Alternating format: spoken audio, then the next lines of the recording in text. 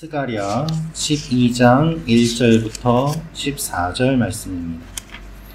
오늘 말씀은 스가랴서의 후반부의 이야기입니다. 스가랴의 후반부는 두 개의 예언적인 메시지가 기록이 되어 있는데, 오늘 이 12장 말씀을 통해서 우리가 알 수 있는 몇 가지 내용이 있습니다. 첫째로 하나님께서 오늘 말씀을 통해서 우리에게 알려주시는 것은 하나님이 이스라엘을 강하게 하십니다 라는 것입니다. 하나님이 이스라엘을 강하게 하십니다. 3절 말씀을 제가 읽어드리도록 하겠습니다. 그날에는 내가 예루살렘을 모든 민족에게 무거운 돌이 되게 하리니 그것을 드는 모든 자는 크게 상할 것이라. 천하 만국이 그것을 치려고 모이리라. 오늘 말씀은 말세의 언약 공동체인 하나님의 백성들에게 일어날 일에 대한 내용이 기록되어 있습니다. 하나님께서 무엇을 말씀하시는가 하면 하나님의 백성들이 완전히 변화되어서 대적들을 무찌르는 모습이 일어날 것이라고 말씀하십니다. 하나님을 떠난 이스라엘 백성들은 언제나 연약하였습니다. 그러나 하나님께서 회복하시는 하나님의 백성들은 강한 모습을 보이게 됩니다. 오늘 말씀을 보면 이들이 큰 돌이 될 것이라고 이야기하십니다. 하나님께서 예루살렘을 술잔으로 삼으신다라고 말씀하시는데, 술잔은 하나님의 진노를 상징합니다. 이스라엘의 대적들이 하나님 앞에서 술에 취한 것처럼 비틀거리고 쓰러질 것임을 주님이 말씀하십니다. 또한 3절은 예루살렘이 무거운 돌이 되게 할 것이라고 말씀하십니다. 여러분, 무거운 돌은 굉장한 위협이 됩니다. 그 돌을 맞으면 모든 것이 망가지게 되고 그것을 들다가 다치는 일도 일어나게 됩니다. 그래서 3절 말씀을 보면 그것을 드는 모든 자는 크게 상할 것이다 라고 되어 있습니다. 예전에 군대에서 작업을 하다가 자그마한 돌뿌리가 있어서 거기에 걸려 넘어지는 일이 일어날까봐 중대장님이 이 돌 치워라 그러는데 돌을 빼려고 해도 안 빠지는 겁니다. 그래서 삽으로 밑을 좀 파니까는 그 돌이 점점 그 아래에 큰 돌이었음을 저희가 알게 되는데, 나중에 캐보니까 사람 키만한 돌인데 위에 막 요만큼 나와 있더라고요. 모르고 그걸 치우려고 했지만은 그게 잘 안 됐고, 그거를 나중에 땅을 깊이 파고서 드러내려는데 중대원이 다 달려들어도 옮기기가 힘들 정도로 굉장히 크고 무거운 돌이었습니다. 여러분, 무거운 돌은 옮기다가도 다칠 수 있고, 또 예전에는 이 돌을 던지면서 싸우는 일도 많이 있었기 때문에 무거운 돌이라는 말 자체가 굉장한 위협이 된다는 의미를 가지고 있습니다. 그래서 오늘 말씀을 보면 하나님께서 언제나 이스라엘이 하나님을 떠날 때에는 약하고 무너지지만 하나님께서 회복시켜 주시면은 강한 이스라엘이 될 것임을 말씀하십니다. 그들의 힘이 아니라 하나님의 힘이 주어짐을 언제나 말씀하십니다. 여러분, 우리가 강해지는 것이 아니라 하나님이 우리를 강하게 해 주십니다.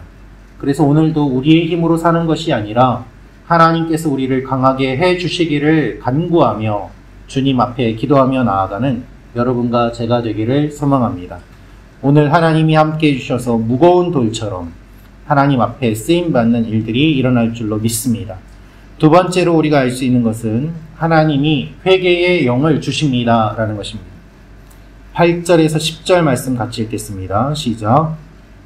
그날에 여호와가 예루살렘 주민을 보호하리니 그 중에 약한 자가 그날에는 다윗 같겠고, 다윗의 족속은 하나님 같고, 무리 앞에 있는 여호와의 사자 같을 것이라. 예루살렘을 치러 오는 이방 나라들을 그날에 내가 멸하기를 힘쓰리라.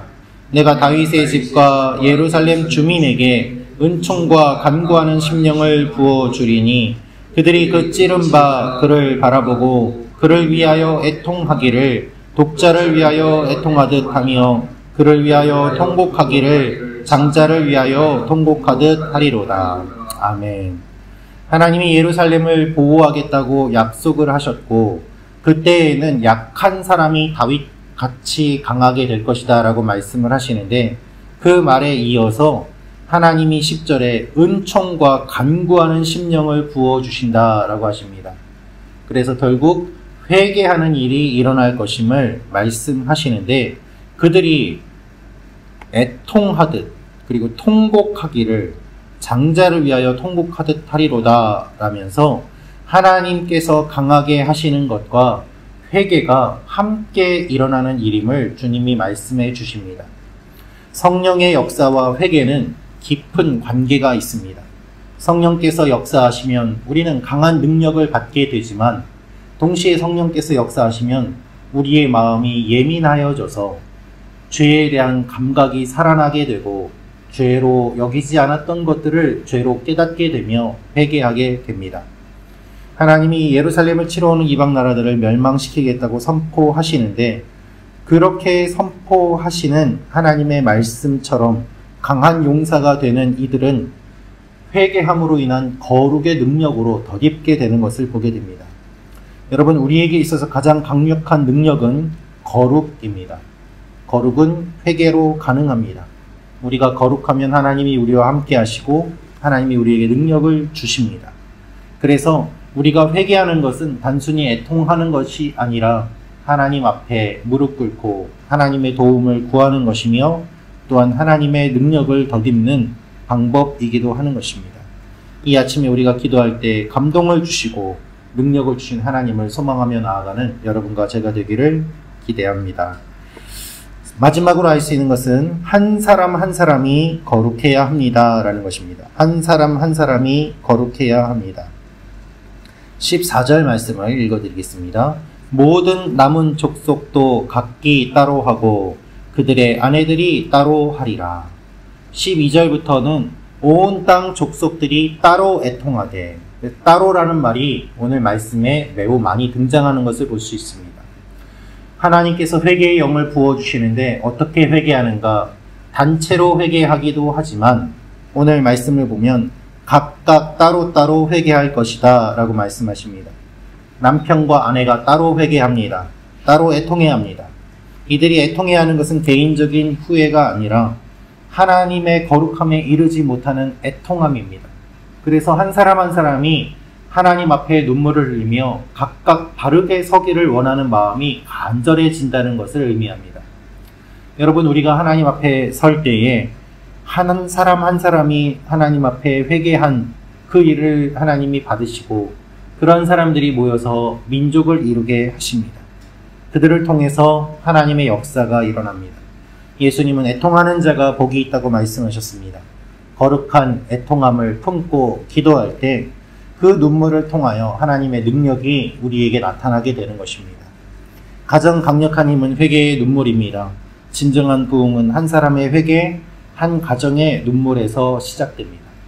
우리 한 사람 한 사람이 주님을 인격적으로 만나고 성령의 능력으로 변화되고 거듭남으로 말미암아 하나님의 백성이 되고 하나님의 군대가 되고 주님의 몸된 교회가 되어서 하나님의 일을 감당할 수 있게 되는 것입니다.